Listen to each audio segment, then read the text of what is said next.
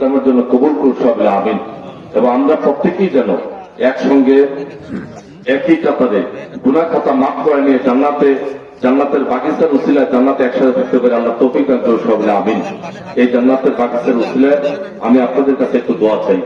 আপনারা শুনলেন সবই, আগামী জাতীয় সংসদ ইলেকশনে জামাত মনোনীত হওয়ার কারণে আপনাদের কাছে দোয়া চেতে আসছি। নিয়মতান্ত্রিক কাউকে না কাউকে আপনারা অবশ্যই নির্বাচিত করার জন্য ভোট দিবেন। আমি আপনাদের কাছে বিনয়ের সাথে এতটুকু আরজ, সম্মানিত হাজিরিন, আসুন না, যে কোরআনের কথা শুনছি, যে কোরআনের বক্তব্য শুনছি, সেই কোরআনের অনুসরণটা আমরা চাই।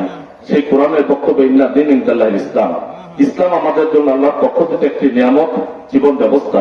এটাকে আমাদের পরিবার, সমাজ, রাষ্ট্র ব্যবস্থার জন্য এখন প্রতিষ্ঠিত করাটা আমাদের জন্য নৈতিক দায়িত্ব এবং ফরজ।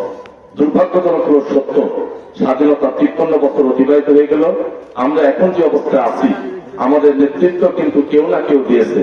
ওরা আমাদের হাতে দেশ পরিচালনার দায়িত্ব কিন্তু আপনারা দেন নাই। এবার আপনাদের কাছে আরো পীর মাশায়েখরা, কাওমি আলেম, আলিয়ার আলেম সমস্ত আজকে একত্রিত হয়ে আপনাদের কাছে আমরা হাজির হচ্ছি। একটি বারের জন্য আমাদেরকে নেতৃত্ব দিয়ে একটু দেখেন না, আমরা ওলামারা বিগত সময়ে সমস্ত নেতৃত্বের চেয়ে ব্যতিক্রম কিছু আপনাদের সামনে উপহার দিতে পারি কিনা।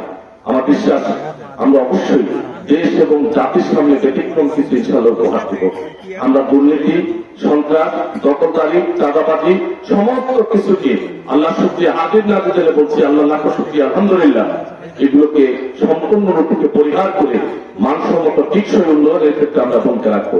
আমরা ব্যক্তিগতভাবে যেটা মনে করি, স্কুল, কলেজ, মাদ্রাসা, জেনারেল শিক্ষা, আধুনিক শিক্ষা যেভাবে উঠেছে, আমাদের দেশে মুসলিম অধ্যুষিত বাংলাদেশ গোটা পৃথিবীর দ্বিতীয় বৃহত্তম ইসলামিক রাষ্ট্র, মুসলিম রাষ্ট্র হওয়ার পরেও হাফিজি মাদ্রাসাগুলো, এতিমখানা, কাওমি মাদ্রাসা অসহায়, খুব জরাজীর্ণ অবস্থা, চালাইতে হবে।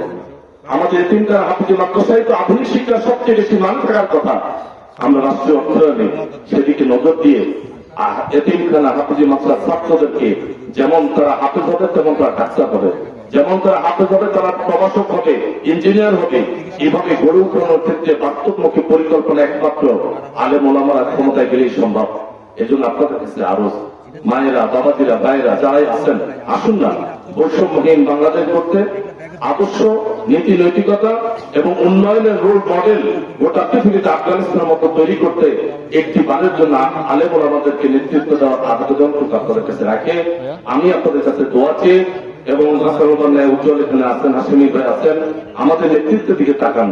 আল্লাহ শুকরিয়া, নিষ্কুলুষ ভাবে যতটুকু জীবনযাপন করতে শুধুমাত্র অত্যাকুল্লাহ আল্লাহর ভয়ে নিজেদেরকে ইসলামের আলোকে ছাত্র জীবন থেকে আবৃত্ত করে ওঠানোর জন্য চেষ্টা করছি, বাকিটা আল্লাহর ইচ্ছা। সর্বোপরি আমরা আপনাদের খবর পেলে মৃত্যু সবার আছে, মৃত্যুর সংবাদ পেলে জানাজায় যেমন হাজির হব, আমাদেরও যদি মৃত্যুর সংবাদ পান আপনারা আমাদের জানাজায় এসে শেষ দাফনটুকু দোয়ার মাধ্যমে সম্পূর্ণ করবেন। আরজটুকু রেখে দোয়াকে কথা শেষ করলাম। ওয়াকে দাওয়ানা আলহামদুলিল্লাহি রাব্বিল আলামিন, সুবহানাকা আল্লাহুম্মা ওয়া বিহামদিকা, আশহাদু আল্লা ইলাহা ইল্লা আনতা, আস্তাগফিরুকা ওয়া আতুবু ইলাইক। লা হাওলা ওয়া লা কুওয়াতা ইল্লা বিল্লাহ। আসসালামু আলাইকুম ওয়া রাহমাতুল্লাহি ওয়া বারাকাতুহু।